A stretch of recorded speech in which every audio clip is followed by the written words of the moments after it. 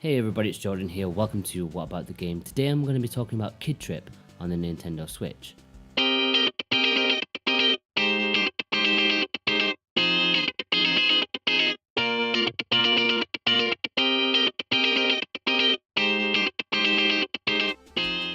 Kid Tripp is a retro-inspired 2D platformer that was originally released on iOS. It was later ported to the 3DS, but now it's made its way onto the Nintendo Switch eShop for a rather enticingly cheap price. What may surprise you, and certainly surprised me, is that Kid Tripp is an auto-runner. You don't control when your character moves.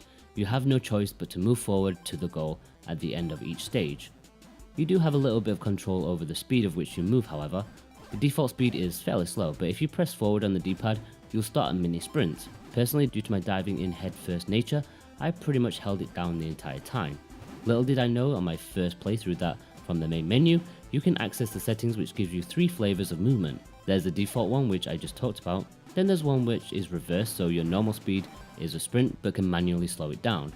Finally, there's the one deemed hardcore, and it definitely is for hardcore players. This has no sprinting whatsoever, making for some very tricky jumps and timing issues. Did it need to be an auto runner? To be on iOS, probably, but I don't see why there couldn't have been an option for manual control on the Switch, at least as a bonus feature or something. As you run along the 20 stages, there are of course a stupid amount of hazards and enemies in your way. There's a nice nuance to the jumping controls, which is momentum based and can be altered by how long you hold the button down. Something which you will need to get used to, as later levels will demand you switch from short jumps, long jumps, and probably mixing between sprinted and jogging jumps too. Despite its cutesy look, Kid Tripp is actually a really challenging game.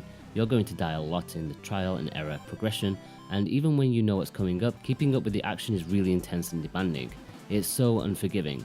It probably needed to be too, what with the meager hour-long playthrough. Going further, about half of that hour was probably spent on playing the same 2 or 3 truly frustrating levels over and over again.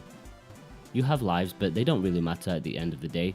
Getting a game over will only take your coins away, that's all. You still continue to play the same level that you failed on, so it's a little fair in that way. To protect yourself, you can lob rocks at various generic enemies that stand in your way. You can spam this as much as you want, and in the early stages you'll definitely want to. By the final of the 4 worlds though, you need to be a tad more careful about who you hit. By this point, some of the enemies can be very vital platforms that you need to use in order to reach places.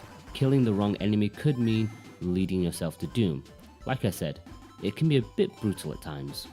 That's all there really is about the gameplay. It's very simplistic but also challenging and at times highly frustrating. There's nothing quite as soul destroying as playing the same level over and over again and dying at the exact same point every time, even when you think you're trying something a bit different. With such limited controls, it's difficult to shake the feeling of being a bit too restrictive and unfair. When you do finally crack the soul destroying level though, and finally reach the goal, there's really no better feeling of triumph.